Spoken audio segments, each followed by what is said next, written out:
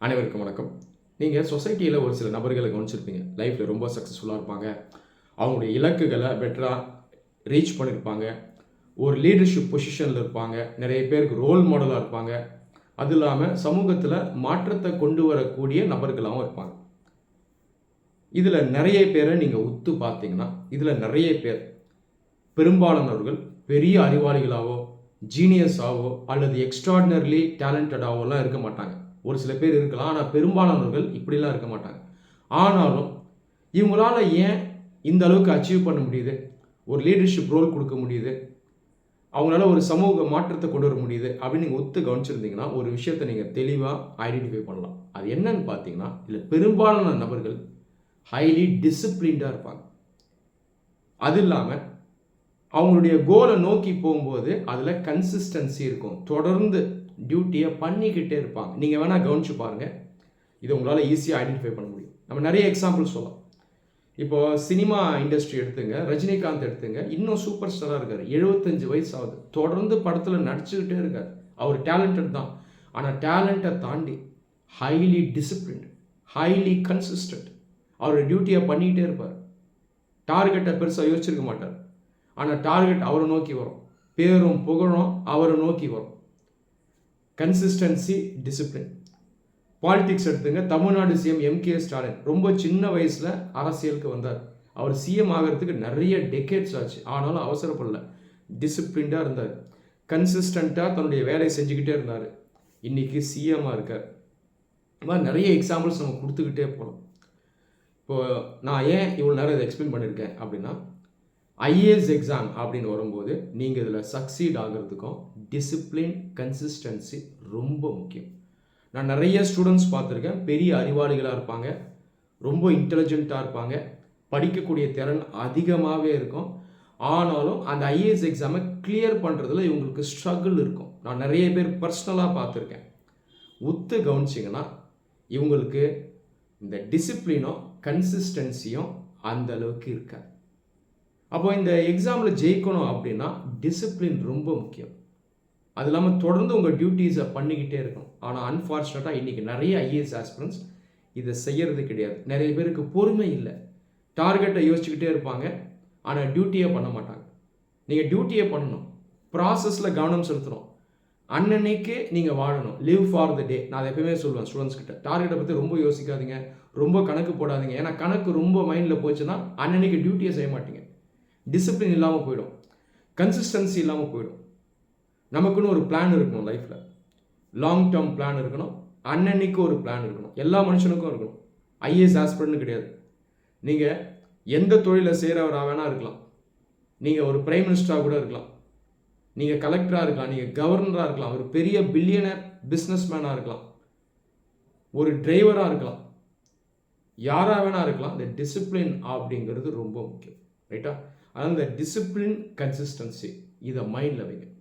இந்த discipline, consistency மூலமாக தான் நம்முடைய லைஃப்பில் நம்ம பெட்டர் ஆக்க முடியும். டிசிப்ளின்டாக கன்சிஸ்டண்ட்டாக ஒர்க் பண்ணும்போது தான் உங்களை நீங்கள் ரியலைஸ் பண்ண முடியும்.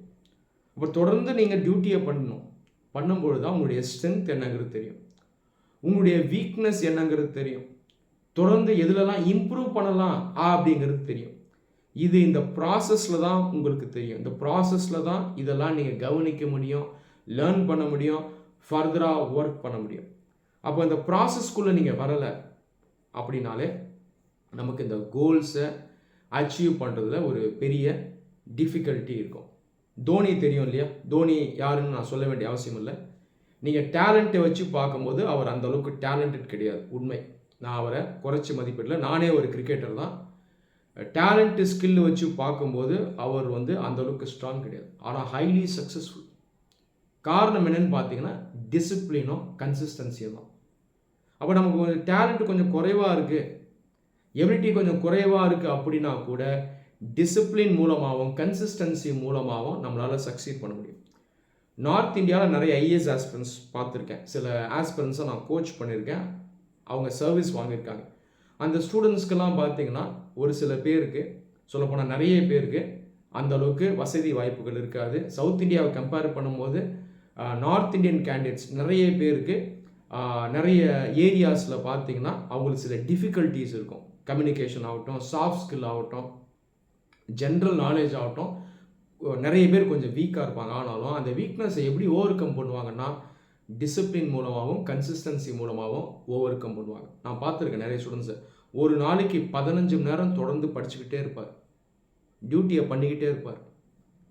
அப்போது ஃபஸ்ட் அட்டம்ப்ட்லேயோ செகண்ட் அட்டம்ப்ட்லேயோ செலக்ட் ஆக முடியலனா கூட 3வது அட்டம்ப்டில் கண்டிப்பாக ஒரு நல்ல ரேங்க் வாங்கிடுவார். பாருங்கள், அவர் ரிலேட்டிவாக வீக்காக இருக்கார், பெரிய அறிவாளியாக இல்லை, அவர் எக்ஸ்ட்ராடினரி எபிலிட்டி டேலண்ட்லாம் இல்லை. ஆனாலும் அந்த எபிலிட்டியையும் டேலண்ட்டையும் ஸ்கில்லையும் அவர் உருவாக்குறார். எப்படி உருவாக்குறாரு? அந்த ப்ராசஸ் மூலமாக உருவாக்குறாரு. அந்த ப்ராசஸில் நீங்கள் டிசிப்ளினையும் கன்சிஸ்டன்சியும் பார்க்க முடியும். ஸோ இந்த ஸ்டூடெண்ட்ஸ் பார்த்தீங்கன்னா அவங்களுக்கு இருக்கக்கூடிய ஒரு சில குறைபாடுகளை அவங்க நிவர்த்தி பண்ணுவாங்க. எதன் மூலமாக பண்ணுறாங்கன்னா they will do it through shear discipline and consistency.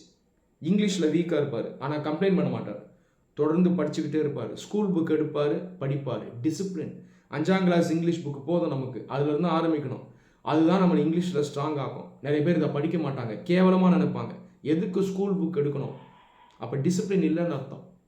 Discipline இல்லைன்னா கன்சிஸ்டன்சி இருக்காது, நம்மளால் இலக்கை அடைய முடியாது. அதனால் நீங்கள் ஐஏஎஸ் ஆஸ்பிரண்ட் ஆகிருக்கீங்கன்னா டிசிப்ளின், கன்சிஸ்டன்சி, ஓகேங்களா? இதை மறக்கக்கூடாது. இது உங்களுடைய தாரக மந்திரமாக இருக்கணும். உங்கள் டியூட்டியை தொடர்ந்து செய்யுங்க.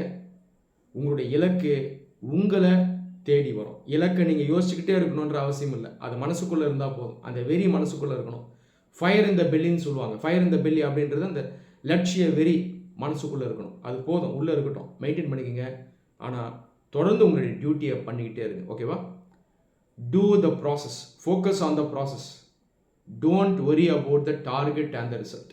டார்கெட்டை பற்றி ரிசல்ட்டை பற்றி யோசிக்கிறதுல ப்ரோஜனம் இல்லை, டைமை வேஸ்ட் பண்ண வேணாம். அதுக்கு பதிலாக கையில் இருக்க ப்ராசஸ்லேயும் டியூட்டிலையும் கவனமாக இருந்தாலே நீங்கள் அந்த இலக்கு உங்களுக்கு பெட்டராக தான் கிடைக்கும், ஓகேவா? ஃபஸ்ட் ரேங்க்கா, 50th ரேங்க்கா, 500 ரேங்க்கா, ஏன் அந்த கணக்கு போடணும்? டியூட்டியை பண்ணுங்கள், டிசிப்ளினோட கன்சிஸ்டன்சியோட டியூட்டியை பண்ணுங்கள். இதை பண்ணாலே உங்களுக்கு ஃபஸ்ட் ரேங்க் கூட வந்துடும். ஸோ இந்த மனநிலைக்கு வாங்க. இந்த மனநிலையோடு நீங்கள் படிச்சுக்கிட்டே இருந்தீங்கன்னா உங்களுக்கு வெற்றி நிச்சயம். நன்றி.